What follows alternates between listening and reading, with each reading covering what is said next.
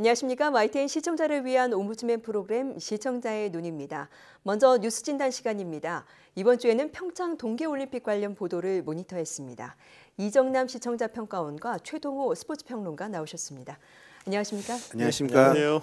평창올림픽이 열린 지 일주일이 지났습니다. 이 메달을 향한 질주가 이어지고 있는데 평가원님은 올림픽 관련 보도 어떻게 보고 계십니까? 네, 그 평창 동계올림픽 쇼트트랙에서 지난 10일 임효준 선수가 첫 금메달을 따낸 이후 올림픽 경기에 대한 열기가 뜨거워지고 있습니다. 그 임 선수는 여러 번의 큰 부상을 겪으며 처음 출전한 올림픽에서 금메달을 따내 더 큰 감동을 주었고요.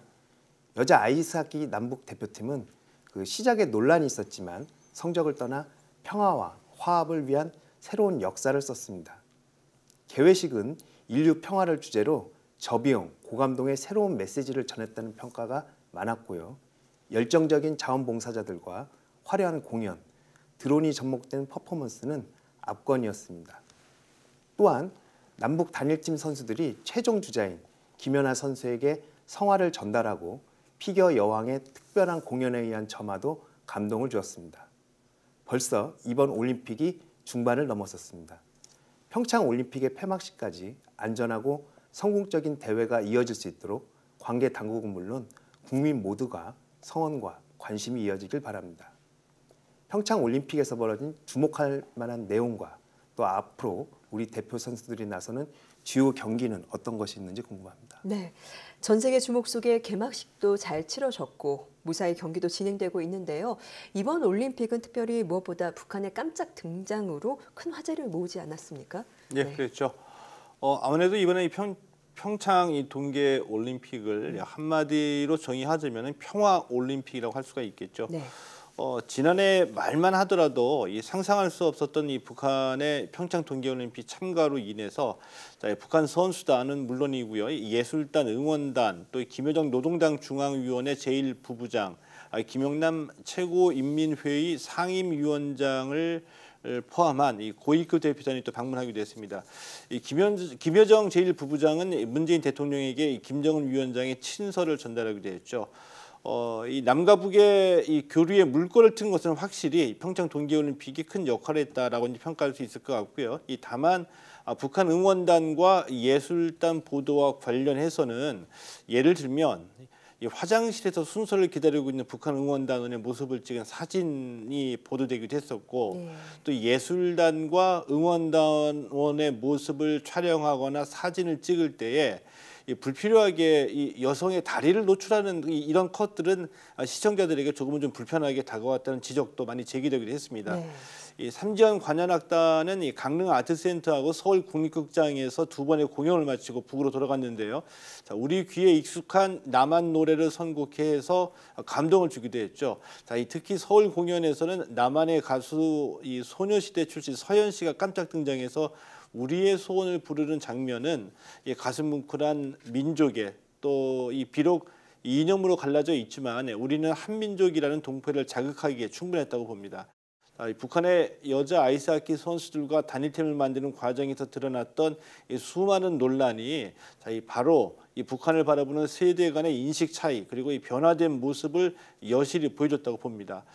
또한 2002년 부산 아시안 게임, 2003년 대구 하계 유니버시아드 당시 북한 응원단이 신선한 충격으로 다가왔는데 그러면서 우리 사회의 신드롬 현상을 일으켰던 것과는 다르게 이 평창 동계올림픽에서 북한의 응원단, 예술단을 보면서 과거와 같은 지나친 관심과 폭발적 반응은 없었다는 것을 보면 확실히 이전보다 우리가 이 북한을 바라보는 시각에서 좀 많이 차분해진 것이 아닌가 이런 현실을 느낄 수 있었다라고 보고요. 네. 여기에 또 이 토마스 바흐 IOC 위원장은 북한을 방문할 예정이라고 밝혔습니다. 지난달에 이 남북한과 북한의 올림픽 참가를 협의하기 위한 자리에서 북한 측으로부터 초청장을 받았다고 하는데요.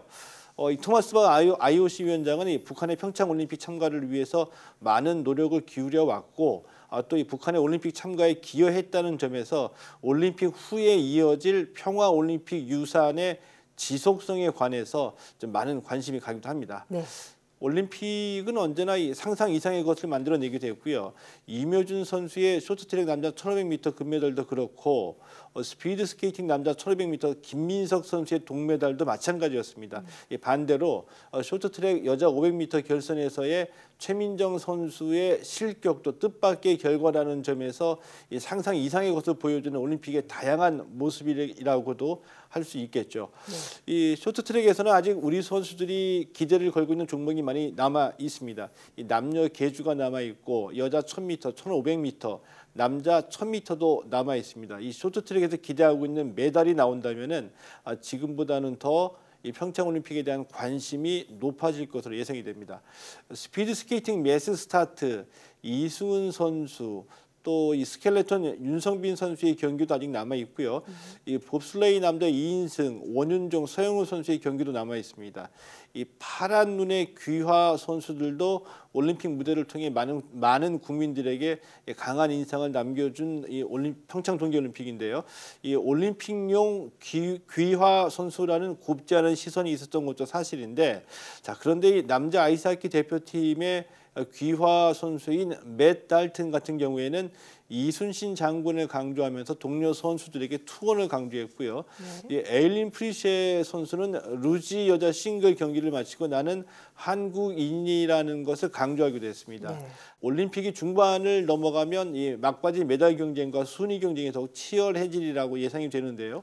자, 언론 보도도 더욱 이 선수 간의 경쟁, 국가 간의 경쟁에 초점을 맞추게 되겠죠. 네. 자, 이런 관점에서 보면은 아쉬운 점은 이 올림픽의 이 다양한 측면, 즉 올림픽이 경제적으로 또 이 문화적으로 어떻게 치러지고 있고 어떤 영향을 미치고 있는지에 대한 다양한 관점의 보도가 앞으로도 계속 이루어지기를 기대합니다. 네, 사실 북한의 등장으로 올림픽이 치러지기 전부터도 약간 정치적인 측면에 초점이 맞춰져 있던 게 사실이었는데요. 앞으로는 뭔가 다양한 측면에서 그런 올림픽 소식이 다뤄지면 좋겠습니다. 평가원님은 관련 보도 또 어떻게 보셨습니까? 네, 그 평창 동계올림픽을 보면서 아쉬운 점도 많이 있었습니다. 그 준비 과정에서 소홀한 부분이 있었는데요. 평창 올림픽을 위해 몇 년간 노력한 선수가 행정 미숙으로 올림픽에 참가하지 못한 안타까운 일들이 발생했는데요. 그 스피드 스케이팅 노선영 선수는 우여곡절 끝에 팀 추월과 1500m 개인 종목으로 출전하지만 대한빙상경기연맹에 대한 비난은 피하기 어렵습니다. 대한스키협회도 선수 선발 논란의 중심이 되었습니다. 어떻게 그 대회 개막을 불과 2주 앞두고 올림픽에 나갈 수 없다는 사실을 통보하는지 그 당사자가 아니어도 황당한데요.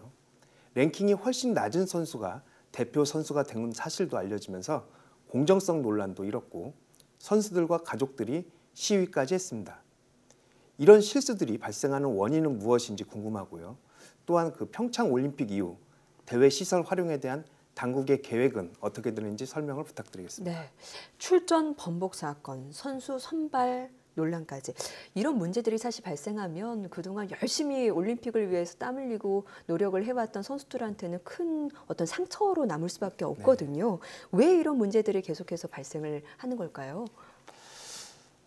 우선은 언론의 역할은 이제 비판과 감시에 있다라고 보고요. 이 예. 평창 동계올림픽과 이 국가적 행사가 열릴 때가 되면은 늘 반복되어 온 일이기도 합니다.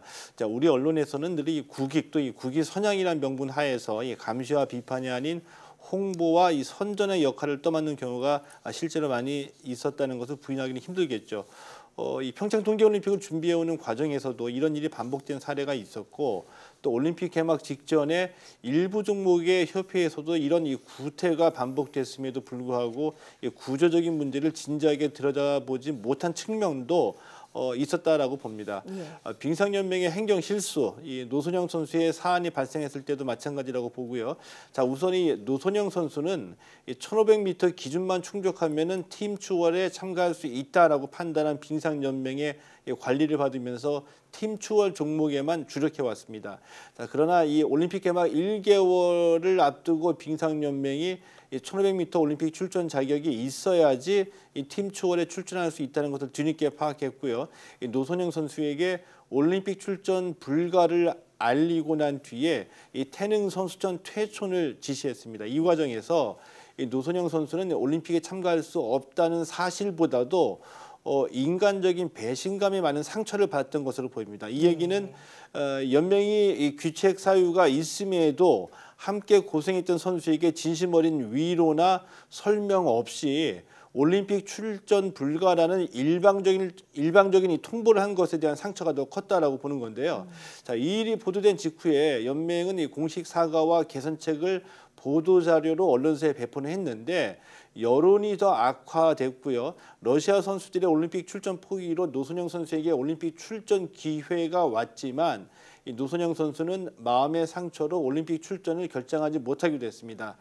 이 노선영 선수가 이 올림픽 출전을 결심하게 된 직접적인 배경, 자, 이것은 이 빙상연맹 회장이 자택까지 찾아와서 사과를 하고 올림픽 출전을 권유했기 때문인데요. 뒤돌아보면은 빙상연맹엔 사건 사고가 끊이지 않았습니다. 네. 이와 비슷한 일이 스키협회에서도 이제 발생을 했습니다. 알파인 스키 국가대표 이 경성원 선수, 이 평창 동계올림픽 선수단 결단식까지 참가를 했고요.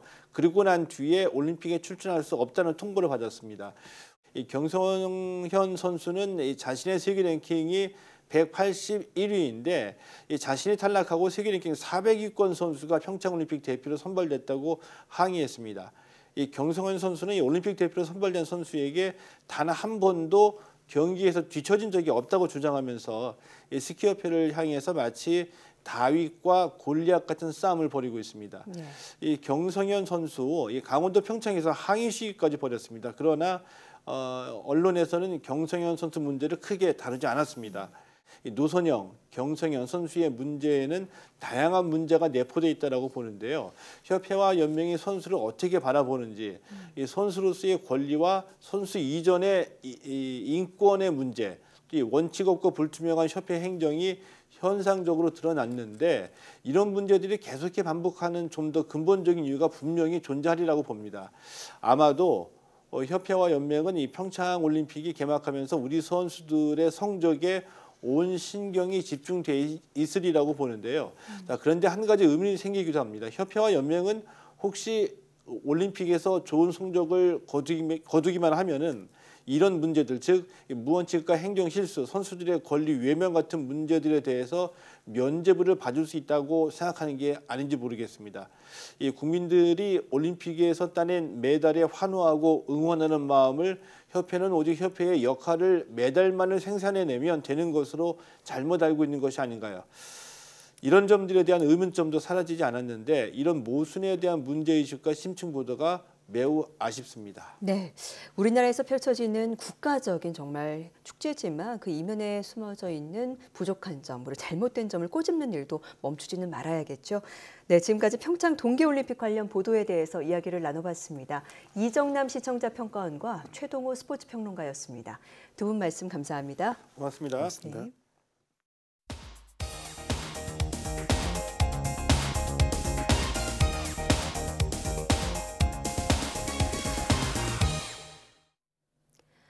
지상파 DMB 채널인 YTN DMB 프로그램을 평가하는 내가 본 YTN 순서입니다.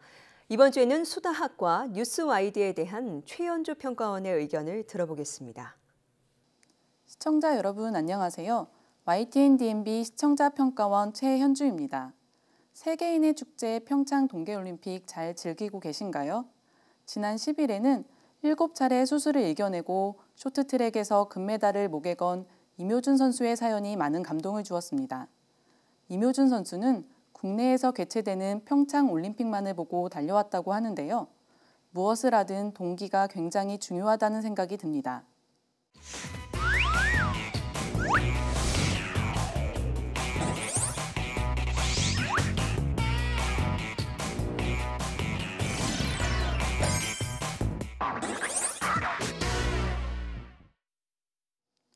지난 시간 YTN DMB 수다학에서는 초등학교 저학년 학생들에게 수학의 동기를 심어주는 법에 대해서 집중적으로 살펴봤습니다.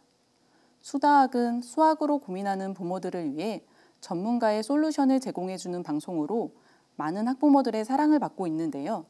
이번 편에서는 수학 공부에 대한 동기를 찾지 못해 고민하는 초등학교 이시은 양의 사연을 만나봤습니다. 프로그램은 아이들의 거짓말이란 화두로 시작됐는데요.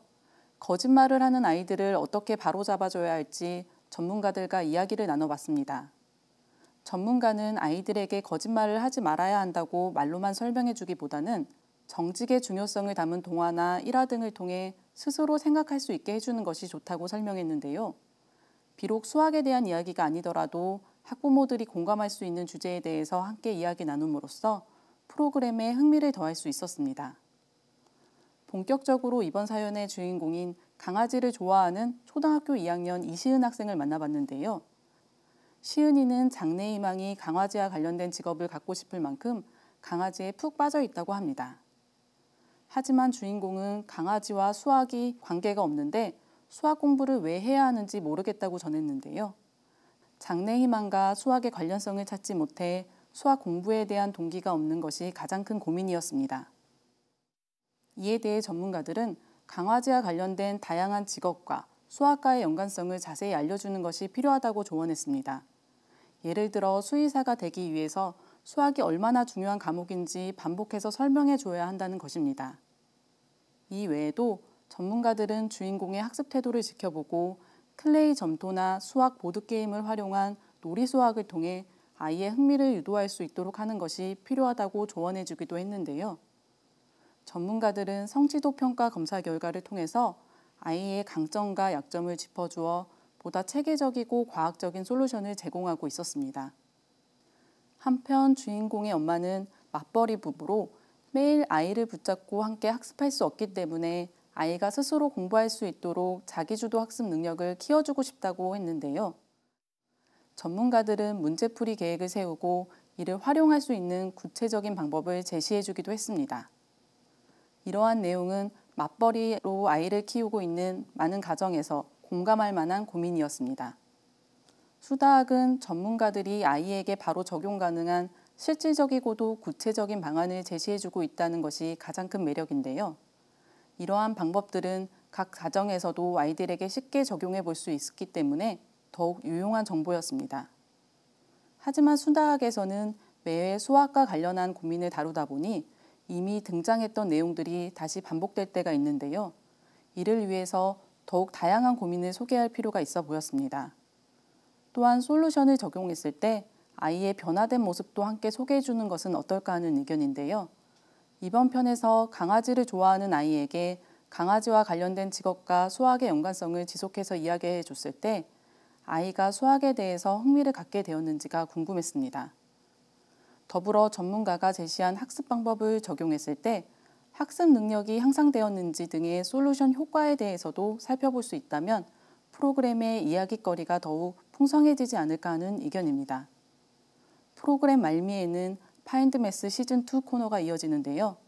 이번에는 우주의 법칙을 풀어낸 수학에 대해서 살펴봤습니다. 이와 같은 생활 속에 숨겨진 수학의 원리를 살펴보는 것은 아이들에게 수학에 대한 흥미를 심어주는데 좋은 학습 자료가 될 수 있을 것 같은데요. 그러기 위해서는 초등학교 저학년 학생들도 이해할 수 있도록 내용을 더욱 쉽게 구성할 필요가 있어 보였습니다. 수다학은 자녀들의 수학 공부에 대해서 고민을 안고 있는 학부모들에게는 꼭 한번 추천해 줄 만한 프로그램인데요. 수다학이 앞으로도 수학에 대한 더욱 다양한 고민 해결을 통해 많은 시청자들의 관심과 사랑을 받길 기대해 봅니다.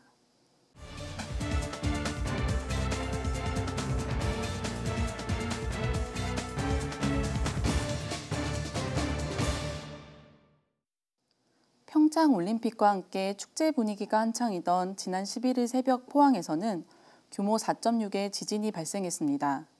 지난해 포항에서 규모 5.4의 지진이 일어난 이후 가장 강한 규모의 여진이었는데요. 이에 대한 YTN의 보도가 있었습니다. 지난해 11월 포항에서 규모 5.4의 지진으로 수능이 한 차례 연기되는 등 그 피해가 매우 컸는데요. 예상치 못한 강한 여진에 피해 지역의 시민들은 또 한 번 불안에 떨어야 했습니다. 보도에서는 지난해 12월 5일 2.1의 여진을 끝으로 한 달 정도 잠잠했던 지진이 올 2월 들어 연이어 발생하고 있다고 전했는데요. 2월 2일부터 6일까지 닷새 동안 총 5차례의 지진이 발생한 것입니다. 보도 화면으로 2월에 발생한 지진을 시간과 규모에 따라 표로 정리해 주어 여진이 최근 들어 빈번하게 발생하고 있음을 알 수 있었습니다.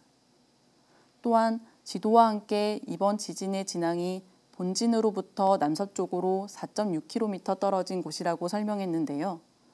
이번 여진과 본진과의 거리를 그래픽을 통해 시각적으로 제시해 주어 비교적 쉽게 파악할 수 있도록 도왔습니다.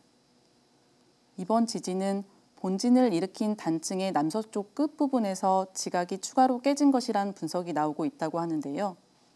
전문가의 전화 인터뷰를 통해서 해당 내용에 대해 확인할 수 있었습니다. 전문가는 포항 지진의 끝단이 계속해서 확장해 나가는 형상으로 보여 우려스럽다고 전했는데요. 뉴스에서는 이번 지진에 대해 기상청은 여진으로 분석했지만 강도가 워낙 셌기 때문에 새로운 지진으로 봐야 한다는 의견이 있다고 전했습니다. 지난 경주 지진에서도 3개월 정도가 지난 후에 이 정도로 강한 여진이 발생한 사례가 없기 때문이라고 설명했는데요. 이때 경주 지진에서 발생한 여진의 횟수와 규모에 대한 자료도 함께 제시해 주었다면 해당 주장에 대한 설득력을 더할 수 있을 것 같아 아쉬움이 남았습니다. 이번 보도에서 제기했듯이 만약 이것이 새로운 지진이라고 한다면 문제는 더욱 심각한 것일 텐데요. 이처럼 새로운 과학적 가능성을 제기할 때는 이에 대한 전문가들의 의견을 함께 제시해 신뢰를 더할 필요가 있습니다. 하지만 해당 보도에서는 일부 전문가가 여진이 아닌 새로운 지진일 수 있다는 의견에 대해서만 간단히 전했는데요. 이에 대한 구체적인 과학적 자료나 실제 전문가의 인터뷰는 담겨 있지 않았습니다. 이럴 경우 오히려 정부 발표에 대한 시민들의 불신과 혼란을 더할 수 있는데요. 현재 포항 주민들은 강도 높은 여진에 다시 한번 공포에 휩싸인 상태입니다. 어떤 새로운 정보에도 민감할 수 있을 텐데요. 그렇기 때문에 보다 정확한 과학적 사실에 기반을 둔 보도가 필요한 때입니다. 보도에서 지적했듯이 만약 단층면이 확장된 것이 아닌 인접한 새로운 단층에서 지진이 일어난 것이라면 추가 지진이 발생할 우려 또한 커지기 때문입니다. 이번 보도를 통해 정밀조사가 시급하다는 것을 알 수 있었는데요. 더는 시민들이 불안에 떨지 않도록 해당 부처에 보다 발빠른 대응이 있기를 바랍니다. 또한 YTN에서도 국민들이 안심하고 생활할 수 있도록 이와 관련하여 지속적인 보도가 이어지길 바랍니다.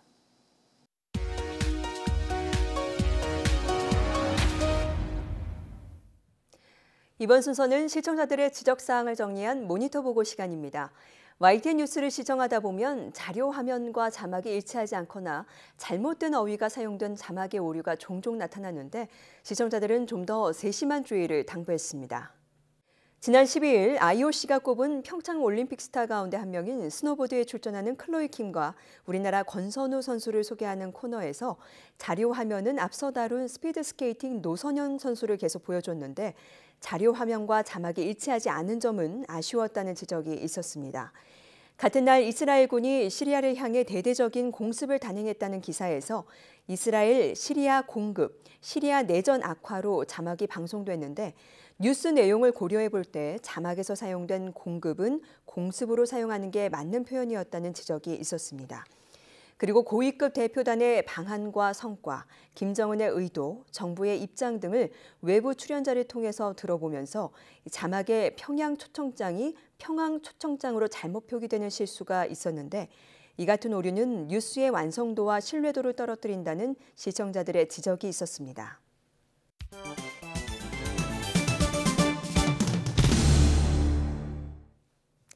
언론 전문가로부터 우리 언론의 문제점과 발전 방향 등을 들어보는 매체 비평 시간입니다. 오늘은 최인호 고려대 교수로부터 취재에 있어서 예의와 규칙 그리고 인권의 중요성이라는 주제의 논평을 들어보겠습니다. 북한은 이번 평창 동계올림픽에 선수단은 물론이고 고위급 인사들과 대규모 예술단 및 응원단을 보냈고 한반도의 평화와 비핵화를 바라는 전 세계의 관심은 평창으로 모였습니다. 지난 10여 년간 냉랭했던 남북관계와 최근 몇 년간 계속된 북한의 핵실험 및 미사일 발사로 인해 그 어느 때보다 한반도의 긴장이 높았던 터라 국내의 많은 언론도 올림픽과 관련된 북한의 움직임 하나하나에 큰 관심을 보이고 있습니다. 워낙 폐쇄적이어서 바깥 세상에 알려진 것이 별로 없는 북한의 특성을 생각할 때 이번 올림픽에서 북한과 관련된 사안은 모든 것이 뉴스거리가 될 만큼 취재 경쟁이 치열할 거라 생각됩니다. 저는 얼마 전 북한 선수단이 입국한 후 버스로 이동하는 모습을 취재하는 기자들의 모습을 담은 영상을 보게 되었습니다. 기자들은 버스 안 북한 선수들을 조금이라도 더 가까이에서 촬영하려고 버스에 다가가려 하고 있었고, 경찰들은 안전하게 차를 출발시키기 위해 기자들을 버스 가까이 오지 못하게 막고 있었습니다. 영상 속 기자들은 포토라인의 개념도 없었고, 그들의 목적을 위해서는 고성과 욕설도 서슴지 않았습니다. 국민의 알 권리를 위해 최선을 다하는 것을 나무랄 수 없지만 취재 과정에서의 규칙과 예의를 저버리는 태도는 바람직하지 않아 보였습니다. 한 언론은 방한한 북한 응원단이 이동 중 휴게소에서 화장실을 이용하고 있는 모습을 찍어서 보도한 후 많은 비판을 받기도 했습니다. 대체 북한 사람들이 북한 응원단이 얼마나 궁금했으면 저런 사진까지 보도했을까 이해하려고 노력해 보았지만 결국 제 머릿속에는 인권 침해와 선정주의라는 단어가 더 뚜렷하게 남았습니다.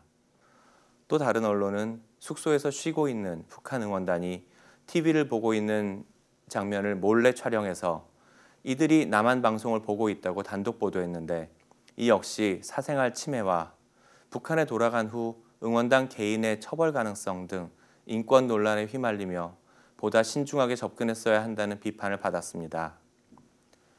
알 권리도 중요하고 취재 경쟁도 좋습니다.